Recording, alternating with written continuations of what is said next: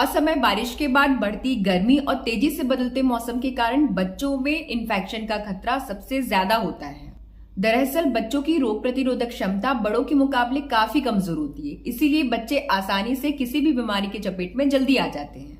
वहीं इन दिनों वायरस का ट्रिपल अटैक यानी इन्फ्लुएंजा H3N2, एडिनोवायरस और कोरोना वायरस के इन्फेक्शन के मामले देश भर में तेजी से देखने के लिए मिल रहे हैं। और जो इस समय बच्चों में फैल रहा है वो है एडिनोवायरस। एडिनोवायरस जो होता है वो बच्चों को तेजी से अपने चपेट में लेता है और इस वायरस से पीड़ित बच्चों में तेजी से बुखार, गले में खराश और सर्दी जुकाम जैसे लक्षण दिखाई देते हैं।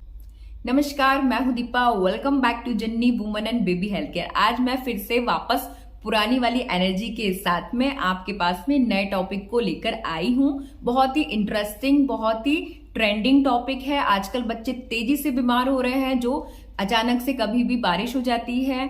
बच्चे सर्दी जुकाम, वायरल फीवर से, स्पेशली जो स्कूल गोइंग बच्चे हैं वो वायरल फीवर से बहुत ज्यादा पीड़ित हो रहे हैं, बहुत ज्यादा परेशान हो रहे हैं। उनके पेरेंट्स भी उनके कारण परेशान हो रहे हैं। तो आज मैं आपको यही बताऊंगी कि क्या लक्षण होते हैं, क्या कारण है कि आपके बच्चों को वायरल फीवर तेजी से हो रहा है, बार बार हो रहा है और इस बार जो फीवर हो रहा है वो जल्दी नहीं उतर रहा है। मतलब जो फीवर नॉर्मली वायरल फीवर होता था वो 3 से 4 दिन में, 5 दिन में उतर जाता था, लेकिन इस बार का जो वायरल फीवर है वो बहुत मुश्किल से करीबन 10 दिनों तक चल रहा है।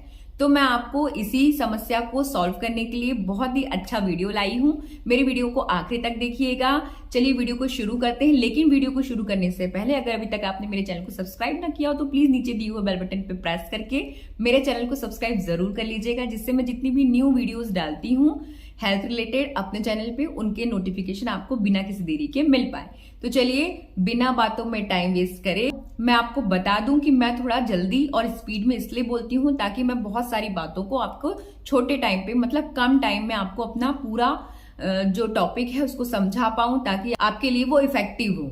मैं नहीं चाहती कि मैं स्लो बात करके आपका टाइम बर्बाद करूं। मैं चाहती हूं कि जितना टाइम भी मैं आपके साथ में बिताऊं, जितना टाइम मैं आपको दूं, उस टाइम को आप यूटिलाइज कर लें।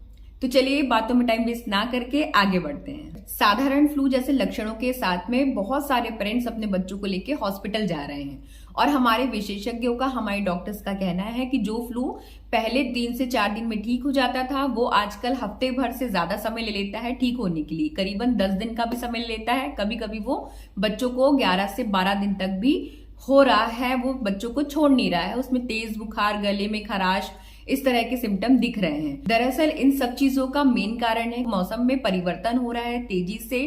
ठंडा, गर्म, बारिश, इस तरह के मौसम में बच्चों को जो एडिनो वायरस होता है या फिर वायरल फीवर अगर हम कहें तो ये तेजी से अपने चपेट में बच्चों को लेता है। खासतौर पर कमजोर इम्यूनिटी वाले बच्चे तेजी से वायरल फीवर की चपेट में आ जाते हैं। बच्चों को वायरल संक्रमण होने पर बुखार आना, सुस्ती होना या फिर भूख न लगना, सर्दी जुकाम, इस तरह के लक्षण देखने के लिए मिल रहे हैं। अपने बच्चे को वायरल फीवर से बचाने के लिए या फिर मौसम में हुए परिवर्तन से किसी भी तरह की फीवर से बचाने के लिए आपको ये इंश्योर होना जरूरी है कि आपके बच्चे को फ्लू का टीका लगा है या नहीं लगा है। अगर नहीं लगा है तो आपको अपने बच्चे को फ्लू का टीका जरूर लगवाना चाहिए।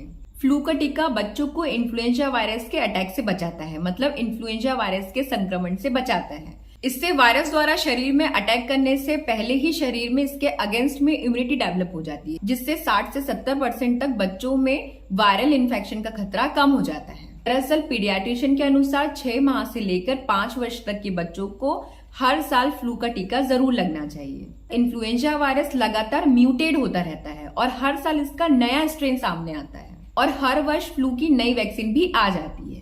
और इसे लगवाने से आपके बच्चे को जो सीजनल फीवर या फिर जो वायरल फीवर हो रहा है उससे इजिली बचाया जा सकता है। ये टीका बच्चों के अलावा कम इम्यूनिटी वाले लोगों को या फिर बुजुर्गों को भी लगवाया जा सकता है। तो अब इसके बाद हम बच्चे को अगर वायरल फीवर के दौरान बुखार है तो आप क्या कुछ उपाय करके अपने बच्चे के फीवर को उतार सकते हैं, इस बारे में बात करेंगे। देखिए, बच्चों की बुखार में और बड़ों की बुखार में ज्यादा अंतर नहीं है, लेकिन हाँ, बच्चों की इम्यूनिटी कम डेवलप होती है और बड़ों की इम्यूनिटी ज्यादा होती है। इसीलिए बच्चों को फीवर भी तेजी से फैलता है और तेज आता है। आमतौर पर छोटे बच्चों को बुखार आने पर उनके हाथ और पैर ठंडे रहते हैं, लेकिन माथा और पेट गर्म रहते हैं। क्योंकि बच्चे बहुत छोटे हैं और वो अपनी परेशानी, अपनी बातें किसी को इजीली बता और समझा नहीं पाते।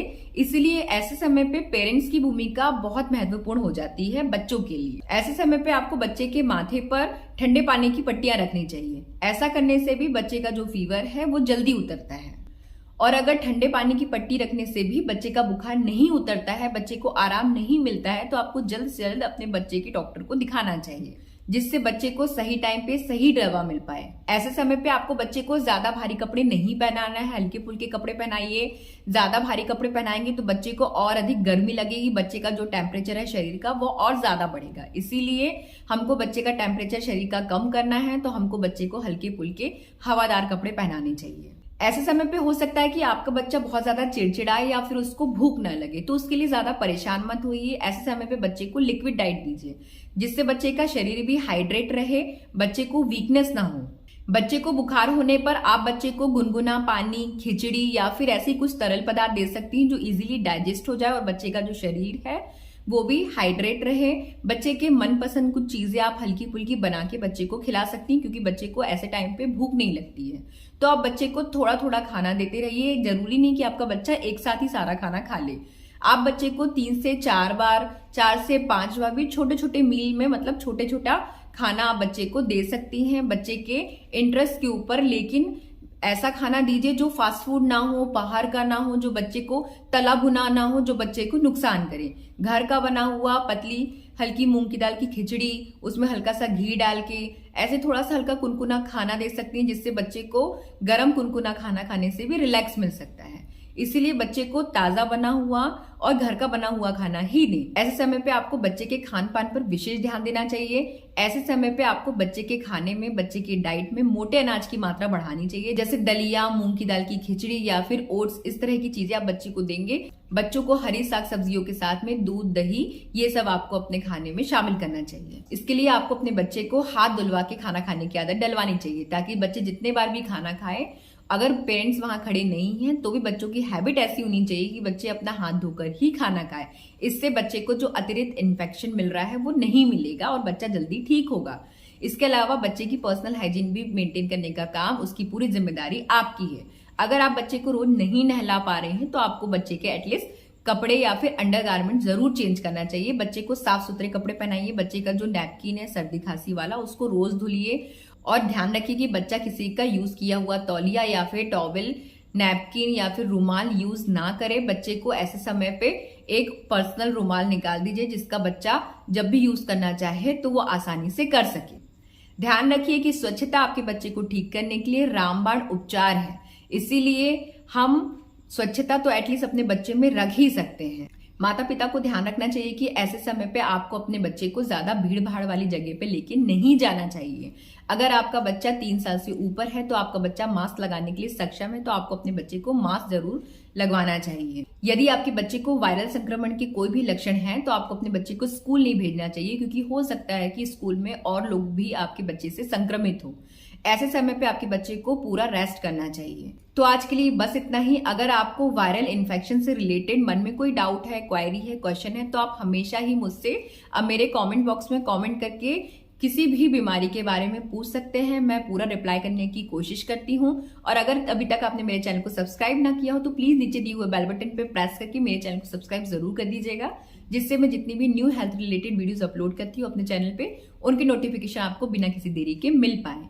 स्वस्थ रहिए, मस्त रहिए। जय हिंद, जय भारत।